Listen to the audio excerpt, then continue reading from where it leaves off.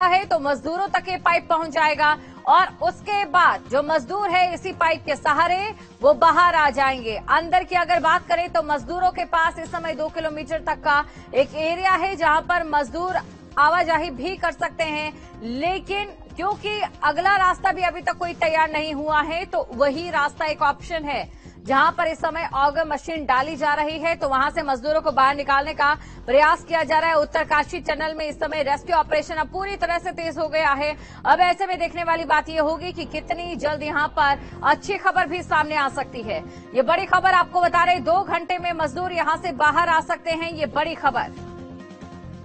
तो तस्वीरें आपको हम दिखा रहे हैं और ये तस्वीरें आपके सामने हैं और इसी खबर पर अधिक जानकारी के साथ संवाददाता अजीत राठी हमारे साथ जुड़ चुके हैं।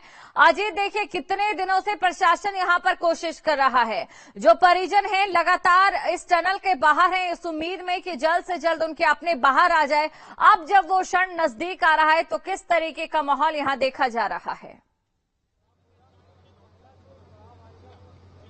बिल्कुल, देखिए तैयारी अंतिम चरण में है और ऑगर मशीन अपना काम कर रही है और सुबह से पिछली रात से जब ऑगर मशीन को चलाया गया तो लगातार उसके काम में गुणात्मक वृद्धि हुई है और ये अभी भी इस समय काम चल रहा है। ऑफिशियली जो एक जानकारी दी गई थी प्रशासन की तरफ से तो 45 मीटर का पाइप अंदर चला गया था, वो थ्रस्ट कर दिया गया था, लेकिन अभी उस समय को काफी टाइम हो गया, तकरीबन 1.5 घंटा पहले की बात है जब ये बात जानकारी आई थी।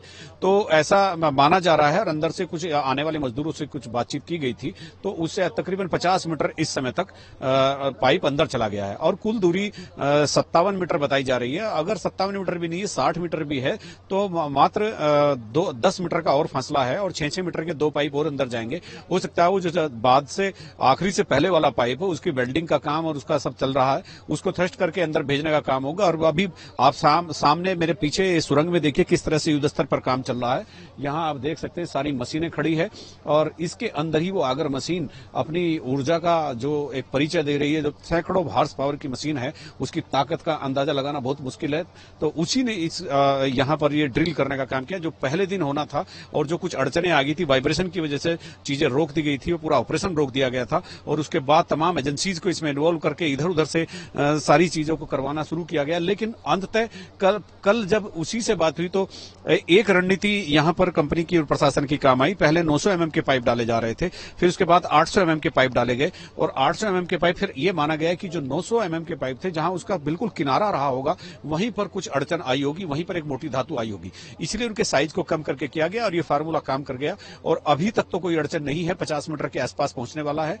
यदि अपनी गति से चलता है और किसी तरह का कोई हर्डल सामने नहीं आता तो आप समझिए कि अभी 2.5-3 घंटे का काम रहेगा और ये रेस्क्यू ऑपरेशन पूरा हो जाएगा। जी बिल्कुल, यानी कि 2.5-3 घंटे के बाद हो सकता है एक बड़ी खुशखबरी हमें यहां पर मिल जाए। इसी के साथ अजीत, क्योंकि आप तो लगातार इस स्टोरी को कवर कर रहे हैं और एक बार फिर भी दर्शकों की जानकारी के लिए हम उस मंदिर के बारे में भी यहां पर बात करना जरूरी समझते हैं जो ग्रामीणों का एक यहां पर भरोसा था कि अगर उस मंदिर को हम एक बार फिर से स्थापित करेंगे तो काम में कोई अड़चन नहीं आएगी और जल्द से जल्द मजदूरों तक पहुंचा जाएगा। जी बिल्कुल, देखिए मैं उस मंदिर की भी बात आपको बताता हूं। चूंकि यहाँ के ग्रामीणों का मामला था और चूंकि वो लोकल क्षेत्रपाल हैं, वो स्थानीय क्षेत्रपाल के नाम से यहाँ देवता जाने जाते हैं, तो मोखनाग उनको अपना लोग कहते हैं, उनकी पूजा करते हैं, उनमें लोगों की यहाँ आस्था है इस पूरे क्षेत्र में। और मैं अगर आपको दिखाने की कोशिश करता हूँ, हालांकि अंधेरा है, वो सामने मंदिर वहां पर स्थापित किया गया था, अब वो थोड़ा अंधेरा होने की वजह से दिखाई नहीं पड़ेगा, लेकिन उसके बाद आप इस चीज को आस्था और ईश्वर की शक्ति भी कह सकते हैं। इस बात को आप इत्तेफाक भी कह सकते हैं, संयोग भी कह सकते हैं, कुछ भी कह सकते हैं। लेकिन मंदिर स्थापित होने के बाद आर्नोल्ड डिक्स जो टनल के सबसे बड़े एक्सपर्ट हैं वो आए और उन्होंने वहां पर मत्था टेका, उन्होंने वहां पर पूजा अर्चना की। उसके बाद अगले ही दिन नहीं, उसी दिन शाम को 6 इंच का फूडिंग पाइप आर पार हो गया। उससे अगले दिन कैमरा अंदर भेज दिया गया, लोगों के हाल जान लिया गया और आज तीसरा दिन है कि जब ये ऑपरेशन पूरा होने वाला है। इतने हर्डल्स के, इतने चैलेंजेस के बाद ये ऑपरेशन आज मुझे लगता है कि 2.5-3 घंटे बाद पूरा हो जाएगा। अगर 2.5-3 घंटे भी नहीं लगते, लेकिन अब ऐसा नहीं लगता, क्योंकि जिस किनारे पर वो पाइप पहुंचने वाला है वहां पहुंचने के बाद इतनी कठिनाई नहीं होती जितनी बिल्कुल सेंटर पॉइंट पर होती है।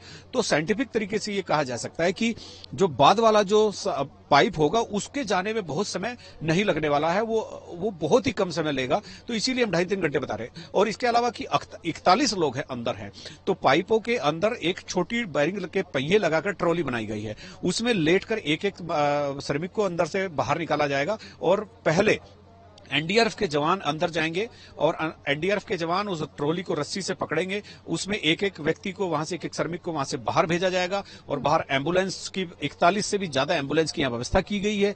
यहां से प्रशासन ने अभी बताया नहीं कि किस हॉस्पिटल में उनको मेडिकल ऑब्जर्वेशन में रखा जाना है, यहां से वो लेकर के जाएंगे। तो 41 लोग होंगे तो 2-3-4 मिनट भी अगर एक व्यक्ति को निकालने में, एक श्रमिक को निकालने में लगेगी तो 2-2.25 घंटे का ये एक टेन्योर रहेगा। इतना समय तो उनका लगना लाजमी है। लेकिन मुझे लगता है कि आज चूंकि जिस तरह से 7-8 दिन, 10 दिन से, पिछले 11 दिन से कार्रवाई यहां चल रही है, कल से ऑपरेशन वाकई फलीभूत होता दिख रहा है। और मुझे लगता है कि आज अर्धरात्रि तक ये सारा ऑपरेशन ओवर हो जाएगा। जी अजीत, बहुत कीन इंफॉर्मेशन आपने यहां पर दी है। दर्शकों के मन में सवाल थे कि उस पाइप के जरिए किस तरीके से मजदूर बाहर आएंगे, क्योंकि सबके मन में सवाल होता है एक पाइप कितना होता है, और मजदूरों को भी हम देखते हैं एक पूरे इंसान का उससे बाहर आना। तो यहां दर्शकों को, जैसा कि आपने बताया, एक बार फिर से मैं